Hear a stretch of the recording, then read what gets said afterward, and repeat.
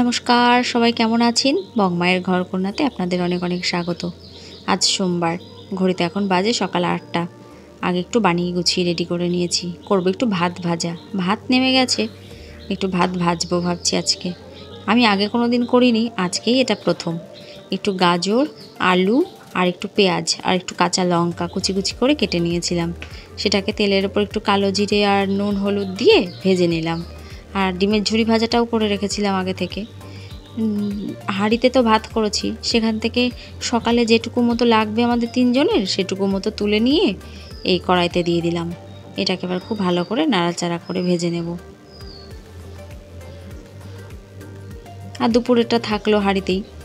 দুপুরে করবো একটু ইলিশ মাছের সর্ষে বাটা। তবে গুড্ডির জন্য আর সর্ষে বাটা করবো না, ওকে একটু পাতলা ঝোল করে দেবো। দুদিন ধরে লুচি পুরি খাচ্ছে তো, বাড়ি গেছিলাম, দুদিন ধরে লুচি টুচি ওসব খাওয়া হচ্ছে, তাই ওকে আর দেবো না সর্ষে বাটাটা। জানি আমাদেরও খাওয়াটা উচিত না, কিন্তু গুড্ডির বাপি সর্ষে বাটা ছাড়া ঠিকঠাক পছন্দ করবে না, ওই আর কি। তেলের উপর একটুখানি কালো জিরে ফোড়ন দিয়ে নুন হলুদ আর একটু চিনি দিয়ে ওর জন্য 4 পিস আলু দিলাম। এবার এটাকে কষিয়ে জল ঢেলে মাছটা দিয়ে দেবো, পাতলা ঝোল হবে। আগে তো টাইম কলের জলেই রান্না হতো, কিন্তু এই কিছুদিন ধরে টাইম কলের জলটা এত বিচ্ছিরি দিচ্ছে, সে মানে কি বলবো, কোনো রকম একটু তরকারিগুলোই ধুচ্ছি আর কেনা জলে রান্না করতে হচ্ছে। প্রচণ্ড গন্ধ, ঘোলা জল। এই যে গুড্ডির ঝোলটা ফুটে গেছে, বেশ ভালোই হয় কিন্তু খেতে, কালো জিরা আর কাঁচা লঙ্কা দিয়ে এরকম পাতলা ঝোল। একটু সর্ষে আর একটু পোস্ত দিয়ে বেটে রেখেছিলাম, একটু নুন হলুদ কালো জিরে দিয়ে দিলাম। আজ তো রাখি পূর্ণিমা, তা বাড়ি গেছিলাম, তাই আর কি রাখি টাখি কিছু বানানো হয়নি, আনাও হয়নি। কিন্তু প্রতি বছর তো আমি বাড়িতে নিজে হাতে রাখি বানাই, এই বছরই শুধু বাদ গেল এরকম। কি জানি, দেখি যদি সময় পাই তাহলে বানাবো। যখন আমার বুদ্ধি হয়েছে সেই তখন থেকে দেখছি আমার মাকে রাখি বানাতে। জানেন, পাশের বাড়ির দাদা মায়ের হাতের বানানো রাখি ছাড়া পরতোই না। আমার নিজের তো আর ভাই দাদা নেই, ওই দাদাটাকেই পরাতাম। তা মা যদি কোনোবার বলতো এবার কেনা রাখি পরো, বলতো না পরবো না। মাকে শেষমেশ বানাতেই হতো, সে মার কাছ থেকেই এই রাখি বানানো শেখা। বড় হয়ে আমিও বানাতাম, আর এই গুড্ডিকে এবার বানিয়ে দেবো না তাই হয়? দেখি, সময় ঠিক একটু বার করতেই হবে, মেয়েটাকে দুটো রাখি বানিয়ে দেব। আমি যদি ওকে না বলি যে আজ রাখি পূর্ণিমা, ও তো জানতেও পারবে না, আর সেরকম বায়নাও করে না খুব একটা। বেশ কতগুলো টুপি এখানে রেডি করা আছে, যেগুলোর ফিতে করা হয়নি। তা আজকে আর বসবো না মেশিনে, গুড্ডি আসার টাইম হয়ে গেছে। দাঁড়ান, নিচে চলে এসেছে মনে হয়, আওয়াজ পাচ্ছি। রোজ এসে আমাকে ভয় দেখায়, আজকে আমি লুকিয়ে পড়বো। ও যে আসছে আসছে।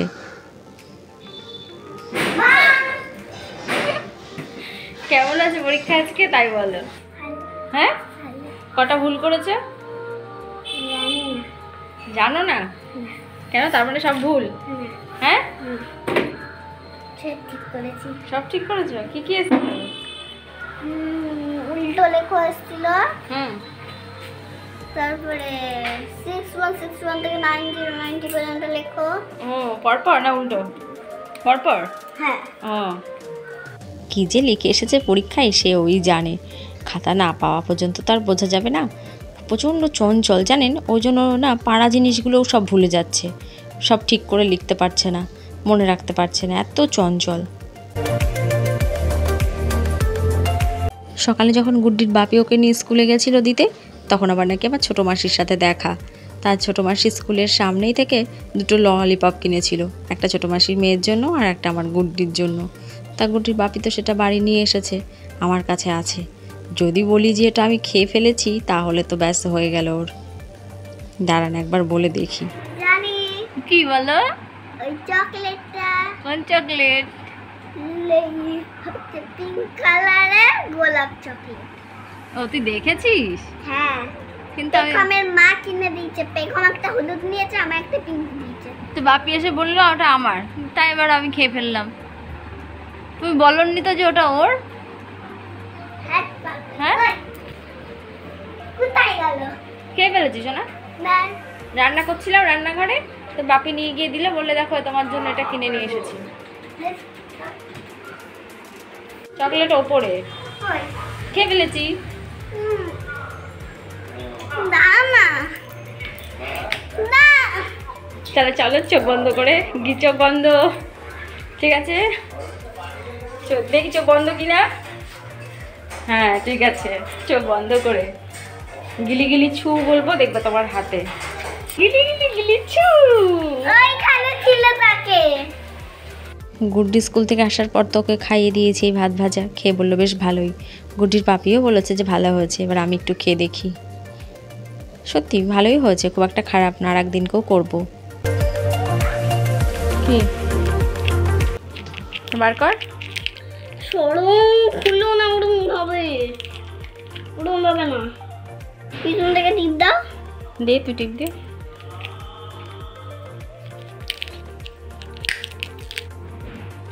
এই তো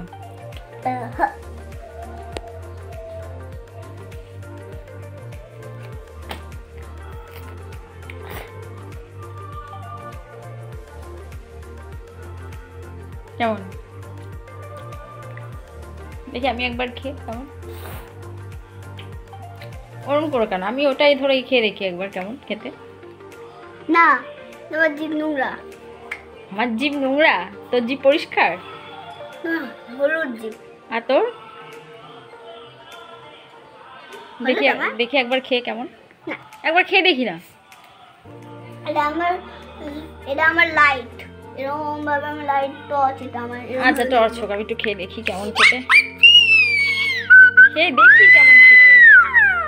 এটা ভেঙে চুরমার, আমি দিচ্ছি, তুমি খাবে, হয়েছে?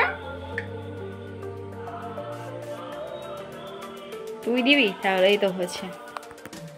গুড্ডির বাপির খুব শখ মেয়ের বড় বড় চুল হবে, বেনুনি হবে, তা আমাকে বলছে বেঁধে দাও না একবার, দেখো না হয় নাকি এইটুকু চুলে।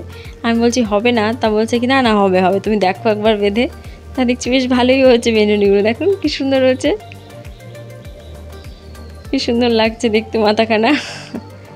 দুপুরের খাওয়া দাওয়া সেরে এসেই বসেছি একটু রাখি বানাতে। আর দেখি পম পম যে রাখিগুলো হয় ওইগুলোই 4টে বানিয়ে ফেলি। ঘরে উল তো আছেই আমার কাছে, আর এখন অন্য কোনো ডিজাইনের আর বানাতে বসবো না, তাহলে আর সময় হবে না। এরকম বিভিন্ন কালারের বানিয়ে রেখেছি, এবার একটু কাঁচি দিয়ে কেটে সাইজ করে নিতে হবে। বিয়ের পর একবার রাখি পূর্ণিমার আগের দিন বাজারে গেছিলাম, ফুলের দোকান থেকে রজনীগন্ধা আর গোলাপ কিনে এনেছিলাম, তাই দিয়ে নিজের হাতে রাখি বানিয়ে দেওরদের পরিয়েছিলাম। জানেন কি সুন্দর হয়েছিল রাখিগুলো। আজ তো গুড্ডি স্কুল থেকে চলেই এসেছে, আর বিকেলে নাচের ক্লাসও নেই, কাউকে পড়াতে পারবে না বন্ধুদের, আমরা নিজেরাই নিজেদের বাঁধি আর কি। রাখি তো আর শুধুমাত্র ভ্রাতৃত্বের সম্পর্ক নয়, রাখি হচ্ছে একটা বন্ধনের সম্পর্ক। যার সাথে যে সম্পর্কই থাক না কেন, সেই সম্পর্কটাকে, যে সেই বন্ধনটা যেন অটুট হয়, তার জন্যই রাখি বাঁধা, তাই আমার মনে হয়।